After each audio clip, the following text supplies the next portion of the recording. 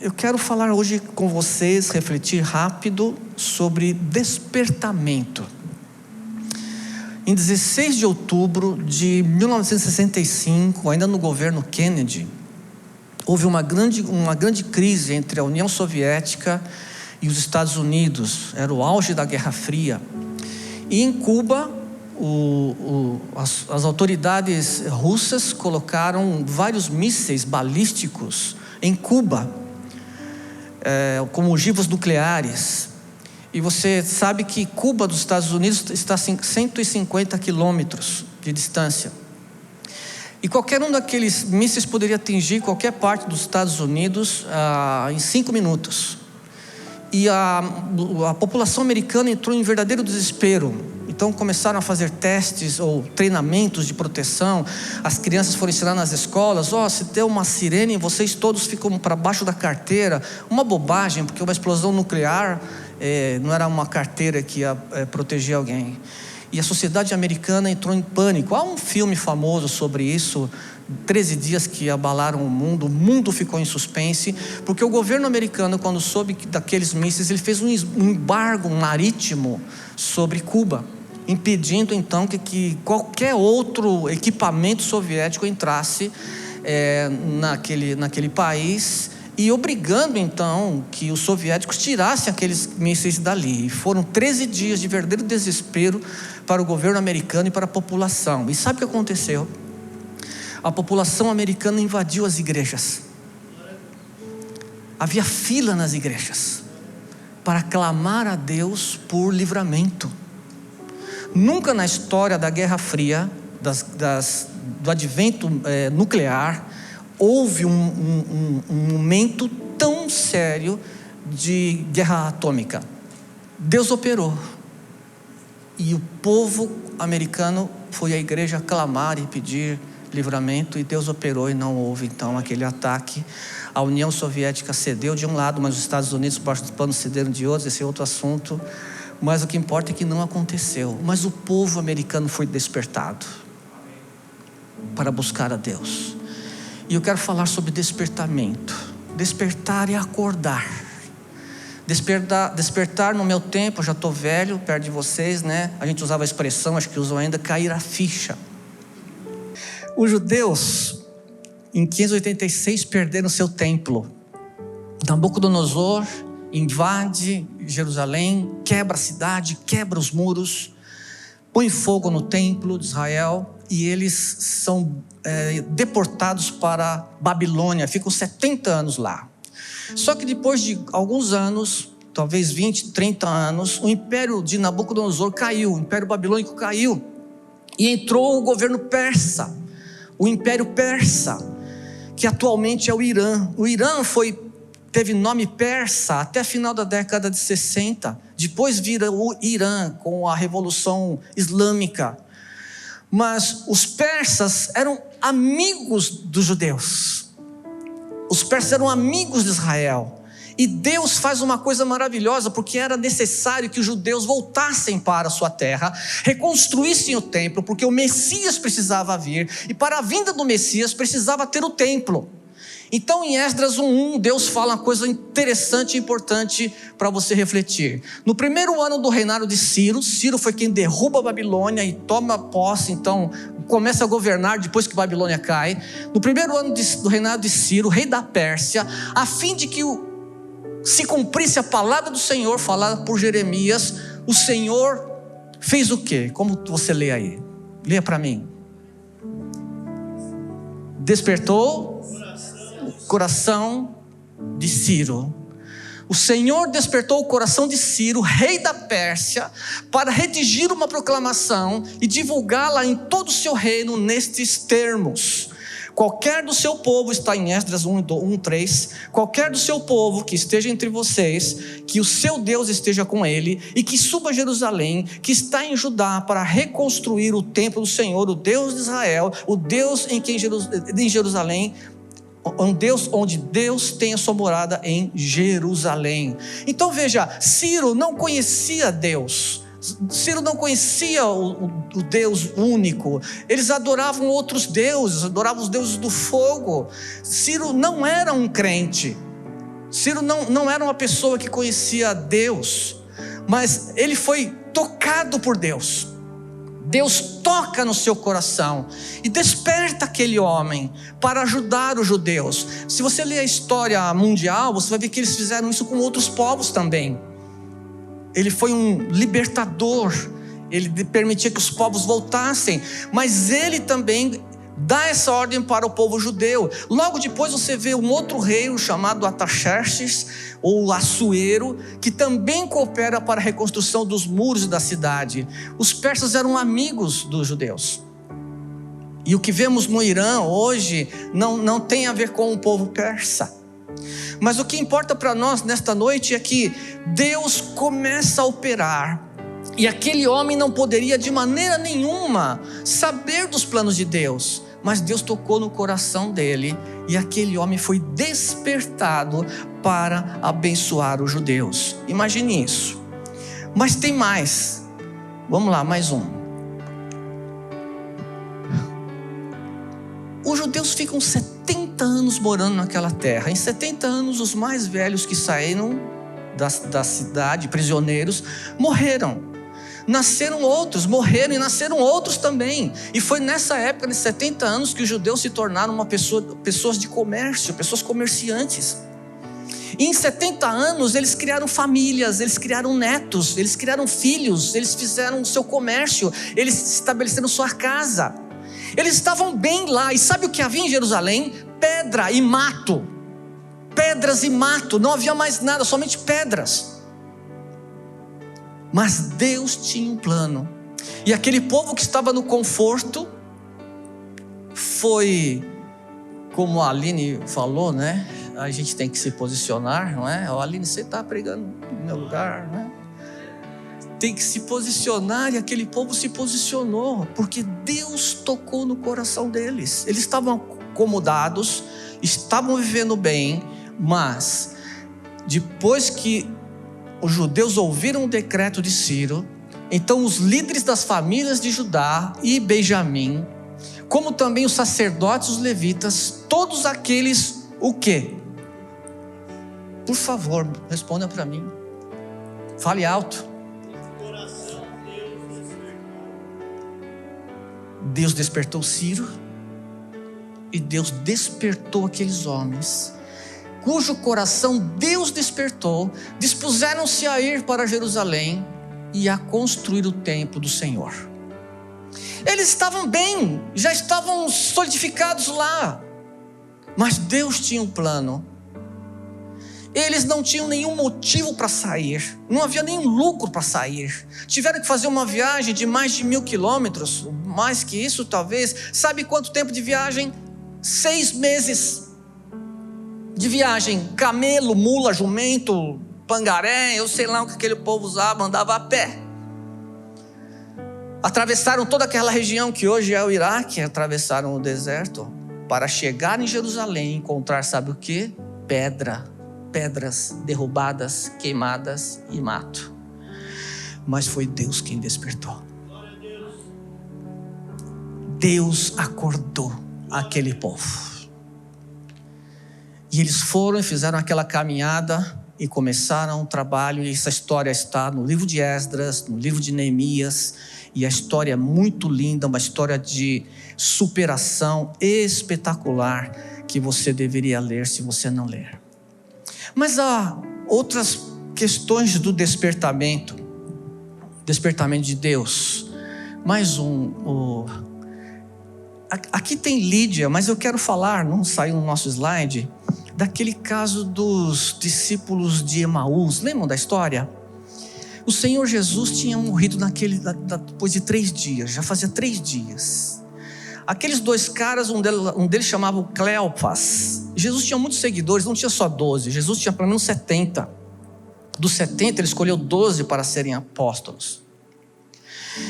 E aqueles 2 homens, frustrados porque o seu Senhor, o seu mestre morreu, e eles não sabiam que Jesus tinha ressuscitado, e ao mesmo tempo Jesus falou o tempo inteiro: eu vou ressuscitar, vou reviver, e aqueles caras nunca aprenderam isso, é um mistério para mim também.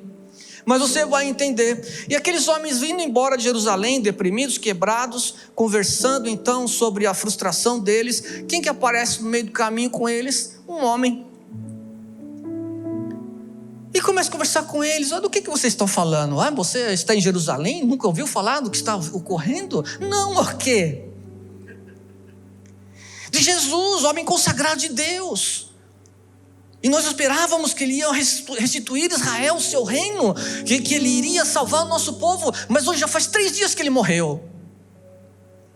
E aquele homem chega e fala: duros de coração, como vocês estão duros de entender o que Moisés e os profetas falaram.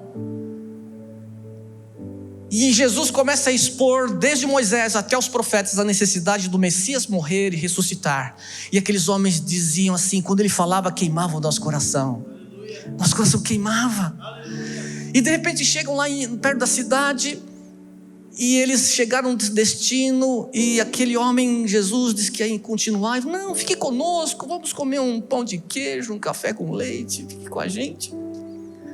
E Jesus: tá bom. E eles entram na casa, e quando aquele homem, está em Lucas 24:13, e aconteceu que quando estavam à mesa, tomando ele o pão, abençoou, e tendo partido lhes deu. Então se lhe abriram os olhos. Mas os caras eram cegos? Não.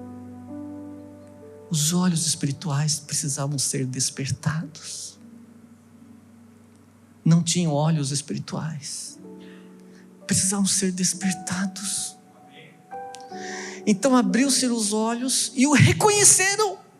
Mas ele desapareceu da presença deles. Jesus judiou demais desses caras.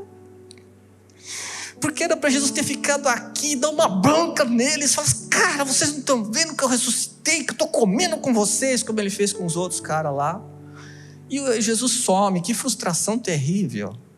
E eles correm para Jerusalém e falam: nós vimos o Senhor. Ele fala: Pedro já apareceu para Pedro. Eles precisavam ser despertados, irmãos. Só Deus desperta. Só Deus desperta. Nenhum homem tem a capacidade de compreender as coisas espirituais se Deus não despertar. E agora o caso dessa mulher, uma mulher chamada Lídia, rica, porque diz que ela era vendedora de tecido de púrpura. Púrpura somente os nobres usavam. Púrpura era uma cor nobre que vem de moluscos que tiram do mar, esmaga o molusco e faz aquela cor, uma coisa que eles amavam aquilo. Essa mulher era rica. E o apóstolo Paulo estava em plena obra missionária, estava num lugar perto da praia, perto do lugar onde as pessoas trabalhavam, e estava pregando. E aí, Atos 16:14, uma das que ouviam era uma mulher temente a Deus, chamada Lídia, vendedora de tecido de púrpura da cidade de Tiatira. O Senhor fez o quê? Abriu o coração.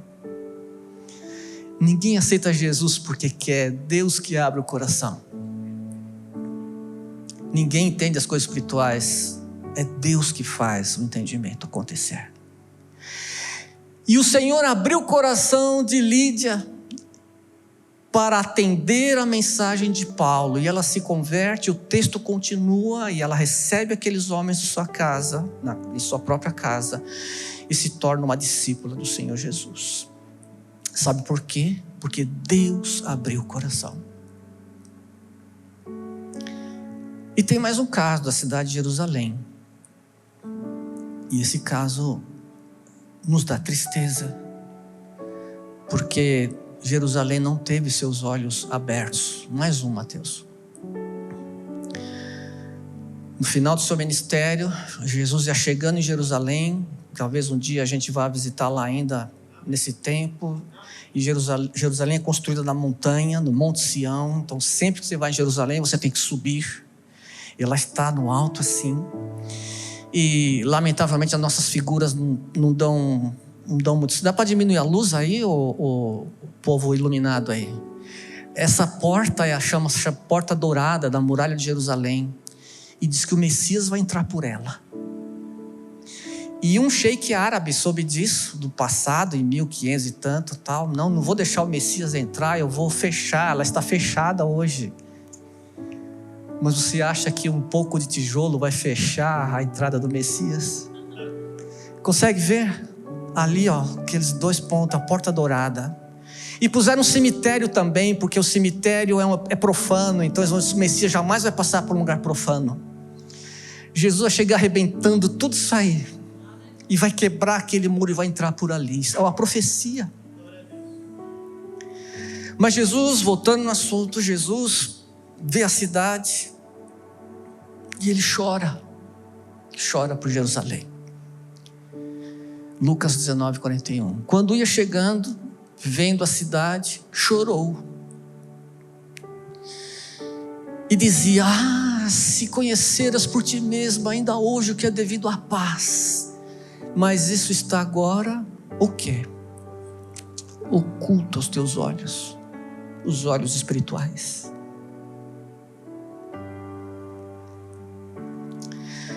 Oculta os teus olhos, pois sobre ti virão dias em que os teus inimigos te cercarão de trincheiras e por todos os lados te apertarão o cerco e te arrasarão, e os teus filhos dentro de ti não deixarão em ti pedra sobre pedra, porque não reconhecestes a oportunidade da tua visitação.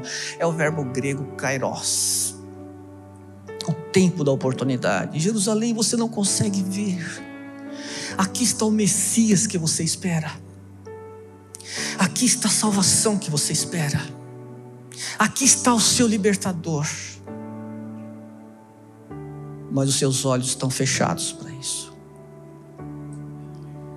Isso se cumpriu no ano 70. O imperador romano Tito cerca a cidade, quebra os muros, quebra o templo, põe fogo em tudo. E os judeus hoje choram em pedras.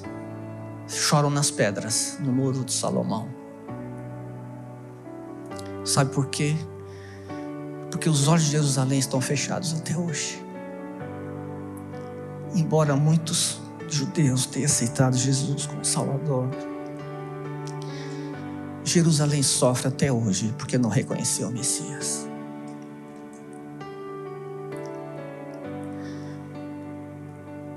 Cada um deles foi despertado. E nós, eu e você, precisamos de despertamento, irmãos. Porque Deus não quer que a gente fique só aqui cantando e pulando e dando graças. Eu preciso sair na rua e orar. Um dia desse o pastor pregou aqui sobre as muralhas de Jericó. O povo judeu tinha que guerrear. E a guerra começou caminhando e louvando e buscando a Deus. Eles tinham que rodear 7 dias. No 7º dia tinham que rodear 7 vezes.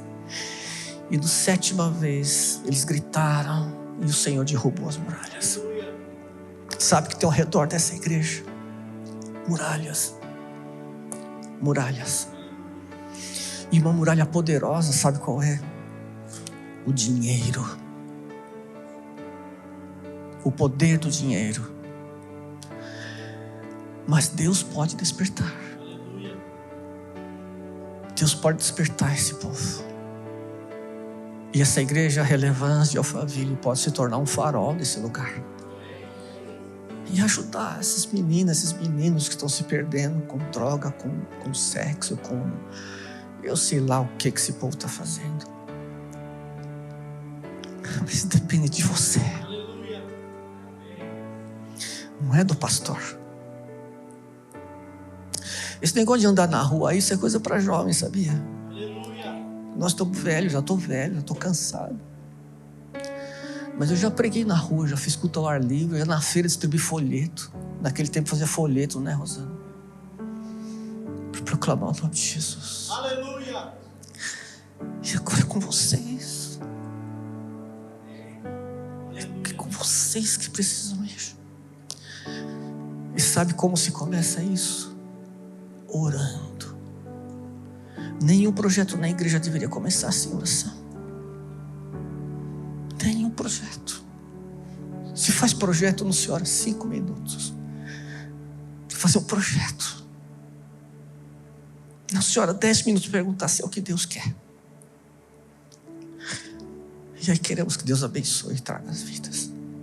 As vidas virão quando a igreja jogar o joelho no chão. Porque Satanás se vence através do nome de Jesus, no poder da oração, igreja. E orar é duro, orar é difícil, mas não tem outro caminho. O apóstolo Paulo falou mais alguma coisa, eu já estou encerrando. Põe aí, Mateus. É tempo de despertar, o dia vem chegando. É Romanos 13:11. Façam isso compreendendo o tempo em que vivemos. Chegou a hora de vocês despertarem. Esse camarada falou isso há 2000 anos atrás. E ele era perseguido pelo Império Romano. Foi morto, decapitado no Império Romano. Lá em Roma tem uma basílica chamada São Paulo Fora dos Muros, que diz que é lá onde Paulo foi decapitado. Uma basílica imensa hoje. Conversa de tradição, não sabemos se é verdade.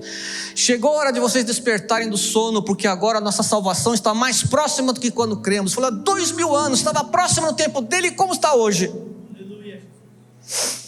Então é tempo de despertar.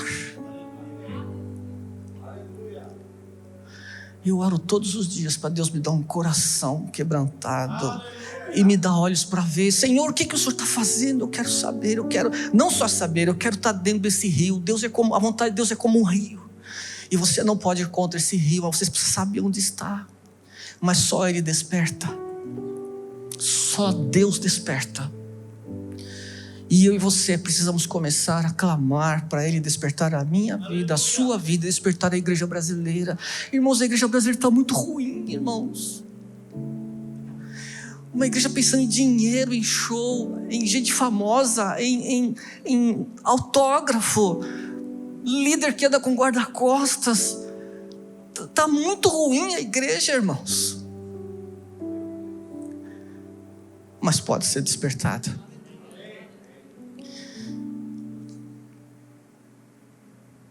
E eu e você precisamos clamar por despertamento. Eu era adolescente em 1976. Eu fui no acampamento de jovens e um pastor canadense fez uma preleção e contou uma história. Que numa escola americana, um colégio americano, antigamente eram mais fortes os colégios americanos evangélicos, eram mais fortes. Bem que Harvard foi construída por crentes, e Yale foi construída por crentes, e outras tantas. Mas numa escola evangélica lá, o Espírito Santo veio com poder sobre um culto que tinha na faculdade, era uma faculdade. E o mover foi tão grande, que os jovens só conseguiam chorar. Aleluia. Eles só conseguiam chorar.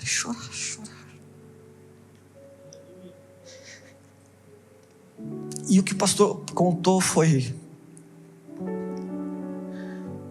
que uma pessoa, um funcionário da igreja foi limpar o lugar lá. E o funcionário disse assim: eu nunca pensei que eu ia enxugar lágrimas com rodo. Porque o quebrantamento deles foi tão grande, irmãos. As lágrimas foram tantas daqueles jovens, 1940, 45. Choraram tanto que os funcionários tiveram que limpar as lágrimas com um rodo.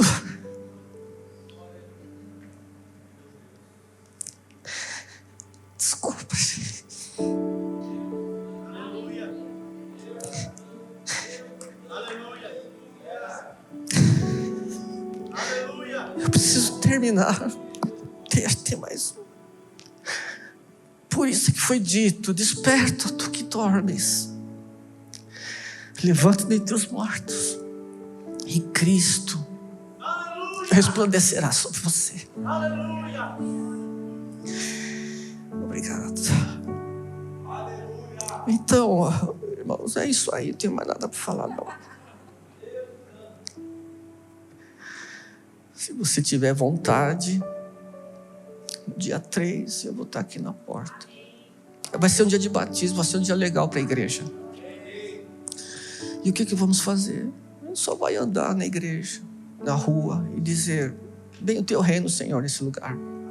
Venha o teu reino nessas escolas. Venha o teu reino nesses prédios, e que a Igreja Relevância seja uma luz nessa cidade de Santana do Parnaíba, de Alphaville, de Tamboré.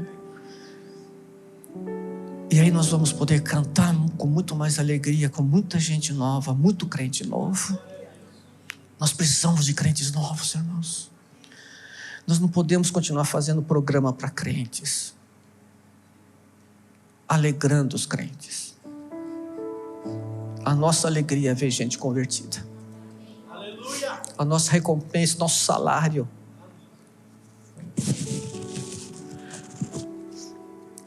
é ver gente convertida. Homens, mulheres, crianças. Tem que ser a nossa fome, tem que ser o nosso desejo. E isso não se consegue sem uma batalha em oração. Não precisa amarrar, cuspir o diabo, no capeta. Não, é pôr o joelho no chão e dizer: Senhor, nos dá a alma, Senhor. Só isso.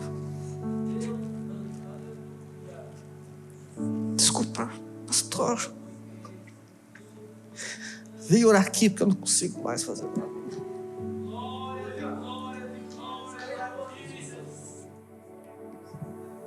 Aleluia, Jesus.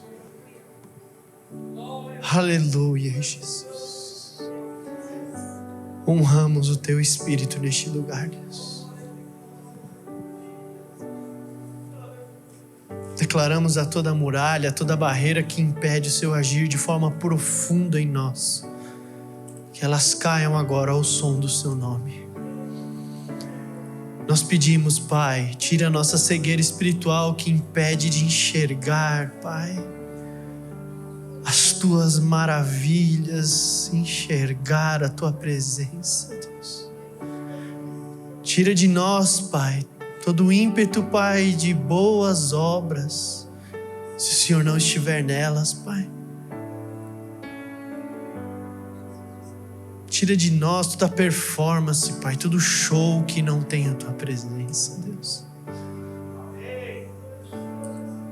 Tira de nós, Deus Todo-Poderoso, a vontade, Pai, de crescer, enriquecer, prosperar, mais do que amamos a Sua presença, Deus. Desperta-nos, Jesus. Limpa o nosso coração orgulhoso, Pai. Traz humildade em nós, Deus. Limpa a Tua igreja, Jesus. Ainda existe uma noiva pura. Ainda tem uma noiva santa que Te aguarda, Jesus. Ainda tem um povo que Te ama por quem Tu és, Deus. Ainda tem um povo que ama a Tua presença mais do que o ouro, a prata. Ainda existem aqueles, Deus Todo-Poderoso, que gastam a vida, Jesus, por prazer. Desperta-nos, Deus, desperta-nos das mentiras deste mundo, Pai, das nossas vaidades, Deus. Quebranta, Jesus, quebranta os nossos corações, Deus. Quebranta os nossos corações nesta noite, Jesus. Chamamos a Sua presença, Espírito Santo, a cada família, a cada casa que está neste lugar, Jesus. Quebranta o nosso coração, Deus. São palavras vazias se não estiver contigo, Jesus. Deus, eu declaro sobre toda tristeza, depressão e ansiedade que tem impedido, Pai, da nossa mente se conectar com o Senhor, ao som do Seu nome, o nome de Jesus. Eu declaro cura.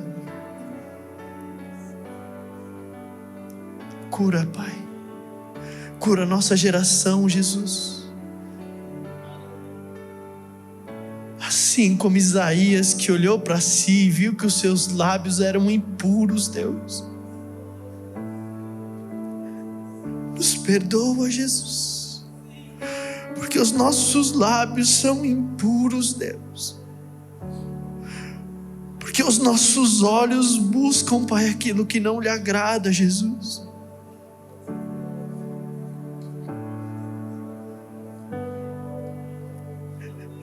Nos perdoa, Deus, por desperdiçar o nosso tempo, Pai. Nos perdoa, Jesus, por não fazer a sua vontade, Deus.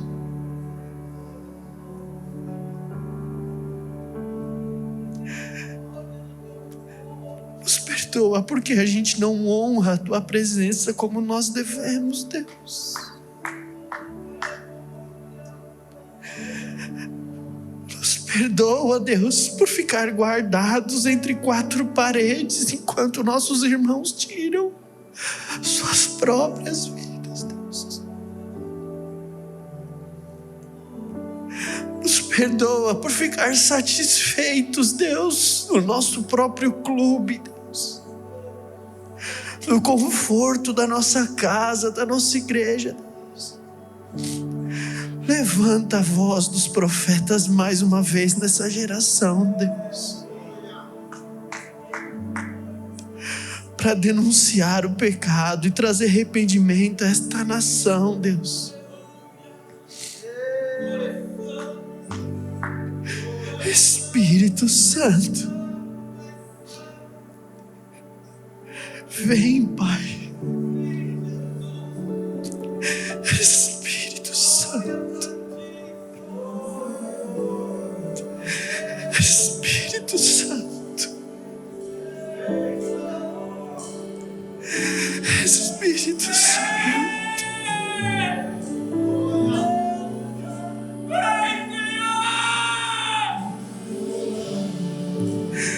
Espírito Santo,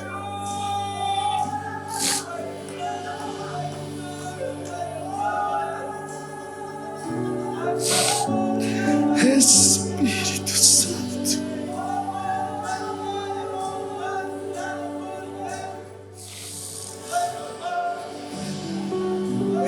Espírito Santo.